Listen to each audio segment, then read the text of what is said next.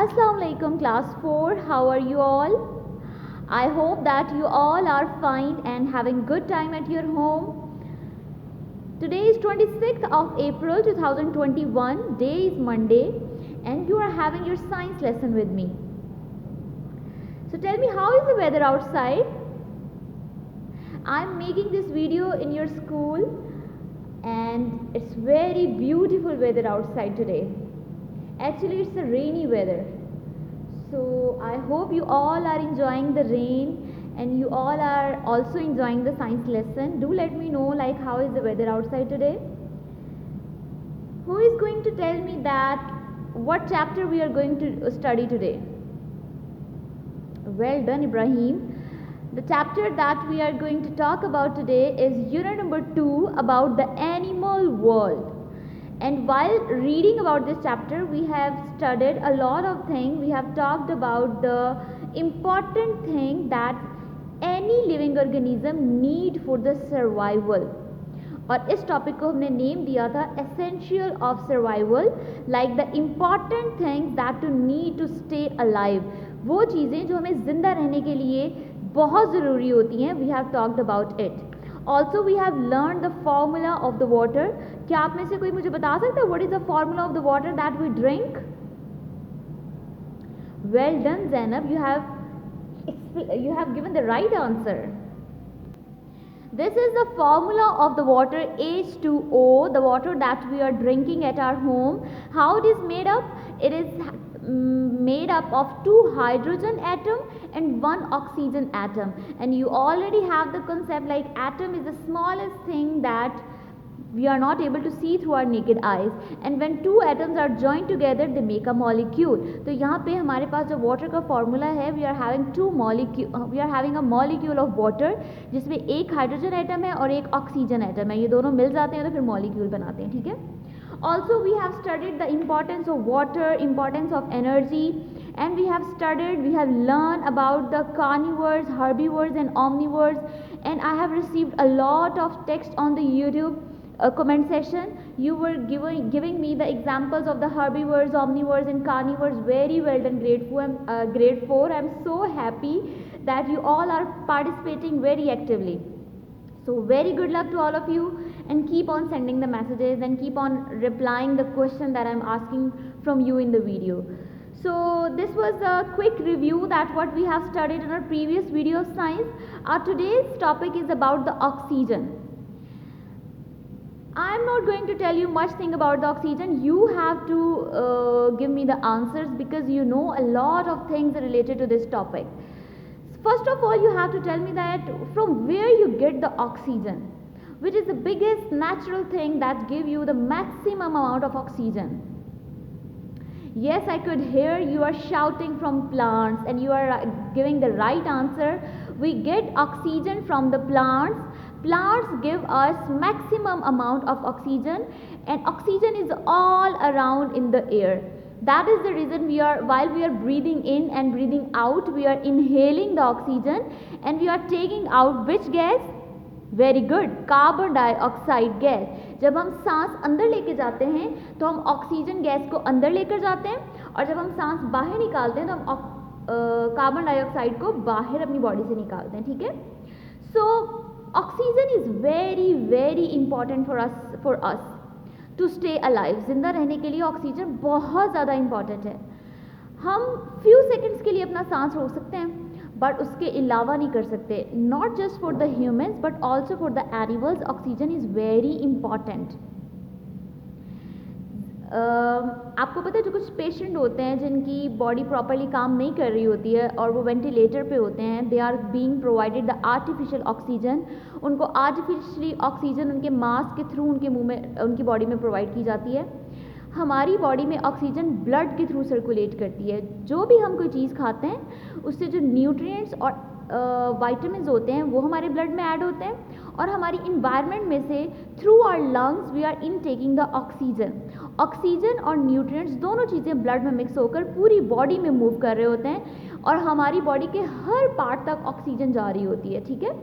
So oxygen is very very important for any living organism to stay alive. और जैसे आपने मुझे भी स्टार्टिंग में बताया कि हमें ऑक्सीजन प्लांट से मिलती है, हम प्लांट्स को कार्बन डाइऑक्साइड देते हैं बिकॉज प्लांट्स को ज़िंदा रहने के लिए कार्बन डाइऑक्साइड चाहिए होता है और हमें ज़िंदा रहने के लिए ऑक्सीजन चाहिए होता है. तो हम एक दूसरे को हेल्प आउट कर रहे हैं. We are giving oxygen to plants are giving oxygen to us and we are giving carbon dioxide to plants.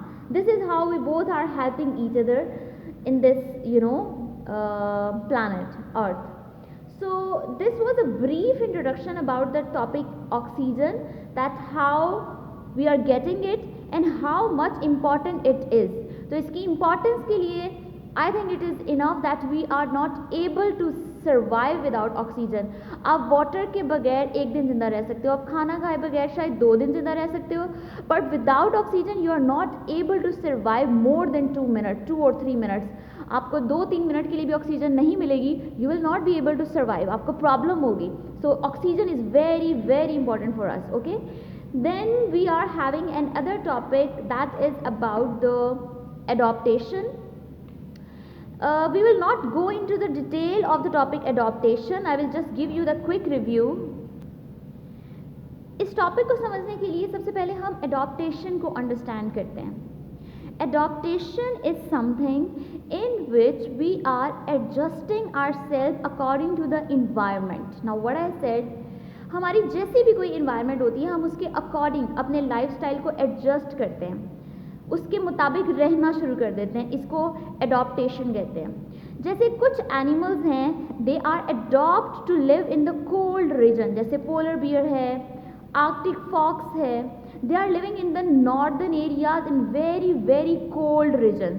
अब फॉक्सेस वहाँ पे भी होती हैं, फॉरेस्ट में भी होती हैं, बट जो आर्कटिक फॉक्स है उसने अपने आप को अडॉप्ट कर लिया हुआ है कोल्ड टेम्परेचर में रहने के लिए, बहुत ज़्यादा एक्सट्रीम कोल्ड टेम्परेचर में रहने के लिए. Same goes for the polar bear. अल्लाह ताला ने इन एनिमल्स की नेचर ऐसी बनाई होती है, इनका बॉडी का मैकेनिज़्म ऐसा होता है कि ये अपनी इन्वायरमेंट के अकॉर्डिंग अपनी बॉडी को एडजस्ट कर लेते हैं. तो जब हम लिविंग ऑर्गेनिज्म या फिर ह्यूमंस अपनी इन्वायरमेंट के मुताबिक अपनी ज़रूरियात और अपने लाइफस्टाइल को उसके मुताबिक एडजस्ट करते हैं और उसके साथ साथ ज़िंदगी गुजार रहे होते हैं, इसको हम एडॉप्टेशन कहते हैं. ऑल्सो जो हमारे से पुराने लोग थे उनका लाइफस्टाइल थोड़ा सा डिफरेंट था, हमारा लाइफस्टाइल थोड़ा सा डिफरेंट है. हमारा लाइफस्टाइल यूनिक है, ख़ास है, हम ज़्यादा चीज़ों को यूज़ कर रहे हैं, हमारी लाइफ में ज़्यादा ईजीनेस है.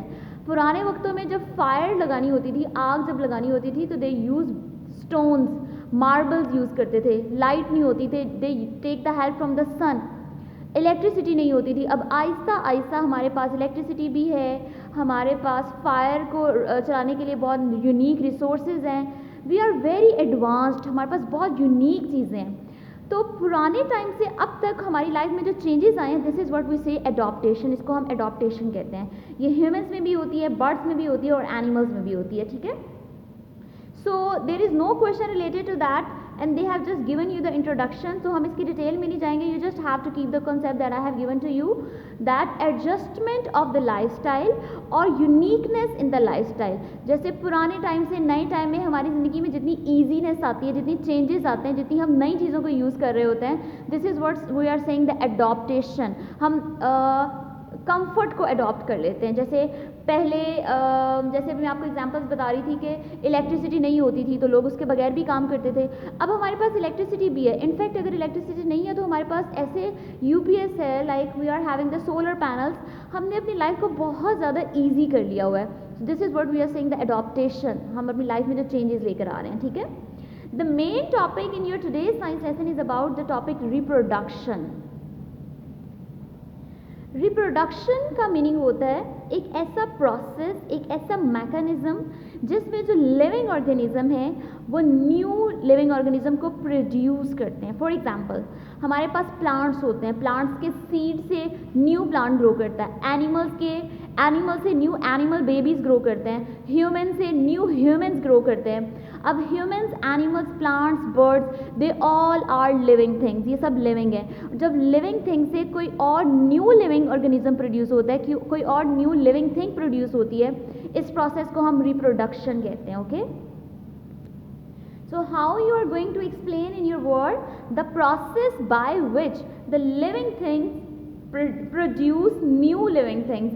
ऐसा प्रोसेस जिसमें पहले वाले जो लिविंग थिंग्स हैं, they are producing the new living thing, उससे कोई न्यू लिविंग ऑर्गेनिज्म प्रोड्यूस हो रहे हैं। As I was just giving you the examples about the plants, animals and humans, they all are living and they are producing the new living organisms as well. ठीक है, जैसे plants से new plants grow करते हैं, animals से new baby animals grow करते हैं, humans के बेबीज होते हैं। So this process is called reproduction. Okay, अब रिप्रोडक्शन में क्या प्रोसेस होता है? One is the male person and other is the female person.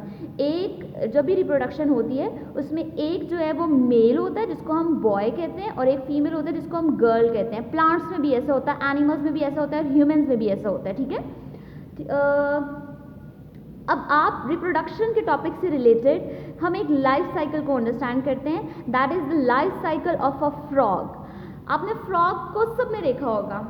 Do you know how the frog start growing? क्या उसकी ग्रोथ होती है, कैसे वो स्टार्ट होता है?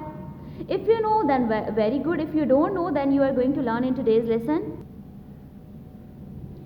So I have made the diagram of the life cycle of a frog, in which if you are able to see, it started with the eggs. ये eggs से start होता है, that I have written on number 1. Then the eggs will change into the tadpole. जब eggs break होते हैं उसमें से जो उनके बेबीज निकलते हैं फ्रॉग के, दे आर लाइक दिस, इस शेप में होते हैं। और आप देखो ये फिश, आप ये जो शेप है ये आपको समहाउ फिश से रिलेटेड नज़र आ रही है। तो इस कंडीशन में हम फ्रॉग को नेम देते हैं tadpole, that is similar to the fish, tadpole. और टैडपोल के थोड़े टाइम के बाद उसकी लेग्स निकलना शुरू हो जाती हैं, then we will say tadpole with the legs. और उसके बाद जब वो थोड़ा सा और ग्रो करता है तो उसकी जो टेल लॉन्ग थी वो शॉर्ट हो जाती है और उसकी फ्रॉग की शेप बनना शुरू हो जाती है, बट अभी भी थोड़ी सी टेल बाकी है। इस कंडीशन में इस टाइम पे हम उसको कहते हैं फ्रॉगलेट। और यहाँ पर आप देखो बिल्कुल एक्यूरेट जो फ्रॉग है, I have tried to make it. तो ये फ्रॉग जो है वो एडल्ट फ्रॉग होता है, मतलब बिल्कुल बड़ा जो फ्रॉग होता है, मैच्योर, उसको हम कहते हैं। फिर ये फ्रॉग जो है, इसमें से जो फीमेल फ्रॉग होता है वो एग्स देगा, उसके बाद फिर से टैडपोल, फिर tadpole with legs and froglet and then again frog. This is the life cycle of a frog. इसमें क्या होता है, सबसे पहले जो फीमेल फ्रॉग होता है, they have to lay egg in the water, वो पानी के अंदर एग्स देगी। देन व्हाट विल हैपन, जो एग्स हैं वो ब्रेक हो जाएंगे, उसमें से जो बेबीज निकलेंगे we will call them tadpole. And then after few days the tadpole will swim in the water and they will have the legs, उनकी लेग्स निकल आएंगी जिसको हम टैडपोल विद लेग्स कहते हैं। और कुछ और टाइम गुजरने के बाद इनमें से, और आपको एक इंटरेस्टिंग बात बताऊं, जो फ्रॉग होता है इनिशियली इसके पास टैडपोल और टैडपोल विद लेग्स, इन दोनों सिचुएशन में जो फ्रॉग है उसके पास लंग्स नहीं होते। Do you know what is the function of the lungs? Well done Ibrahim. The function of the lungs is to breathe in and breathe out. Frog में number 2 tadpole और number 3 tadpole with legs में lungs नहीं होते। Then how it will be able to breathe? वो gills के साथ breathe करता है। रिमेंबर, फिश में गिल्स होते हैं that are present on the outer surface of the skin of the fish that open and close and helps the fish to breathe in and breathe out. Number 2 and number 3 step पर frog भी gills के through breathe in breathe out कर रहा होता है। Okay, जैसे ही वो फ्रॉगलेट में चेंज होता है तो उसके गिल्स खत्म हो जाते हैं और उसकी बॉडी में लंग्स बनना शुरू हो जाते हैं, और जो एडल्ट फ्रॉग होता है उसमें लंग्स होते हैं। ठीक है, फिर से एग्स बनते हैं, फिर से tadpole with legs, froglet and then the adult egg. So this is the process of, this is the life cycle of a frog. अब क्योंकि लाइफ साइकिल ऑफ फ्रॉग कितना चेंज लग रहा है, initially it is starting from the eggs, then it's having tadpole that's look like a fish, और इसमें gills होते हैं, देन फ्रॉगलेट, और फिर लास्ट पे आके फ्रॉग। इस तरह का जो प्रोसेस होता है फ्रॉग का, जो एग से स्टार्ट होता है और उसके डिफरेंट स्टेप्स हैं, इस प्रोसेस को हम मेटामॉर्फोसिस कहते हैं। What we call it? Metamorphosis. I have written that word in that box, metamorphosis. What is that? I'm explaining to you once again that as you are able to see from the life cycle of a frog, it is changing its way of living in different steps. It is starting from the eggs, then it's having the tadpole shape, tadpole with legs, froglet, frog, and then again the eggs. तो ये एक जैसा नहीं है, मतलब starting में ये frog जैसे नहीं है, पहले एग्स हैं, फिर टैडपोल की तरह की शेप है जो कि फिश की तरह की लग रही है, फिर उसकी लेग्स आ जाती हैं, फिर वो फ्रॉगलेट होता है जिसमें स्मॉल टेल होती है, और उसके बाद फ्रॉग बनता है. Because it is changing its physical appearance or structure at different steps. तो इस प्रोसेस को, जहाँ पे कोई भी लिविंग ऑर्गेनिज्म अपने ग्रोथ प्रोसेस में अपनी शेप को चेंज करता है, इस प्रोसेस को हम साइंस में मेटामॉर्फोसिस कहते हैं. That I have written in that box. META, meta, MORPHOSIS, metamorphosis. Okay, so you have to keep that concept in your mind, that what is meant by metamorphosis, the process in which the living organism is changing its physical appearance on different stages of its life cycle, as the example of the frog. क्या आप कोई और example अपने mind में सोच सकते हो जो हमने क्लास 3 में शायद पढ़ी थी, जिसमें I will not tell you the answer, you have to make a guess and then comment in this video link. I will get to know कि आपको कितने स्टूडेंट्स को जो पिछली बातें याद हैं. I am giving you the hint. हमने लास्ट क्लास 3 में भी कुछ लाइफ साइकिल्स के बारे में पढ़ा था, जिसमें कुछ लाइफ साइकिल थे, like life cycle of a butterfly. Also we have studied about the life cycle of frog as well. Can you recall that how was the life cycle of a butterfly?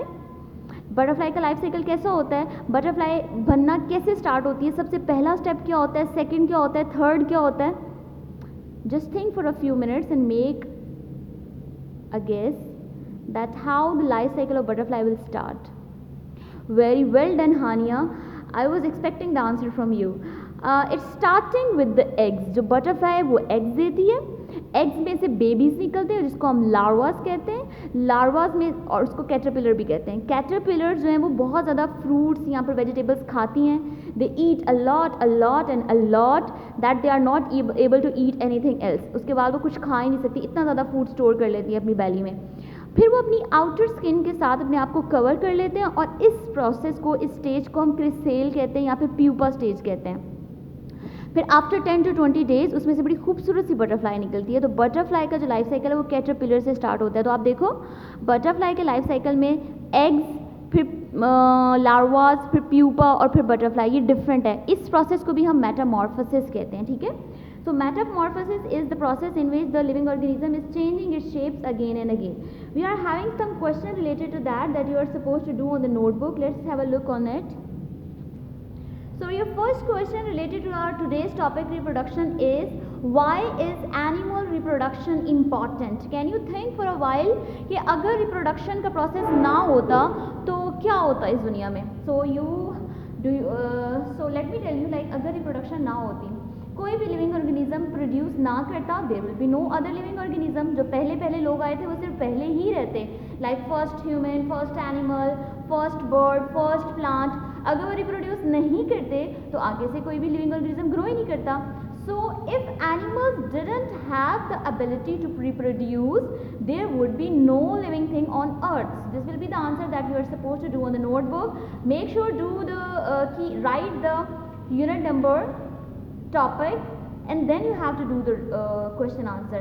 I have done all that thing on that side where I was explaining to you, so I have not done it twice, but you are supposed to write the date and day and everything. Then, and the second question is, what is meant by metamorphosis? We have just learned the concept today, that when a frog changes its appearance and body structure during the different stages of its life cycle, beginning as an egg and ending up as an adult, this process is called metamorphosis. You have to write the question, and while you are doing this question, you are supposed to draw the life cycle. Just I have drawn it on the board. आप देख रहे हो इस life cycle में, it is starting with the eggs and ending up as a frog. Egg से start हो रहा है और फ्रॉग पे एंड हो रहा है, तो you have to draw this life cycle as well. So this is all about your today's science class, in which we have discussed about the topic oxygen. We have also go through the concept of adaptation.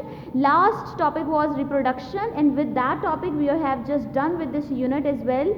इस unit में सिर्फ यही concepts थे about the animal world, in which you have studied the importance of the things like oxygen, water and energy. You have studied about the types of the animals, carnivores, herbivores, omnivores. Then you have studied about the adaptation, reproduction. While reproduction, you have studied the concept about the metamorphosis and the life cycle. So this is all about unit number 2. We are done with it.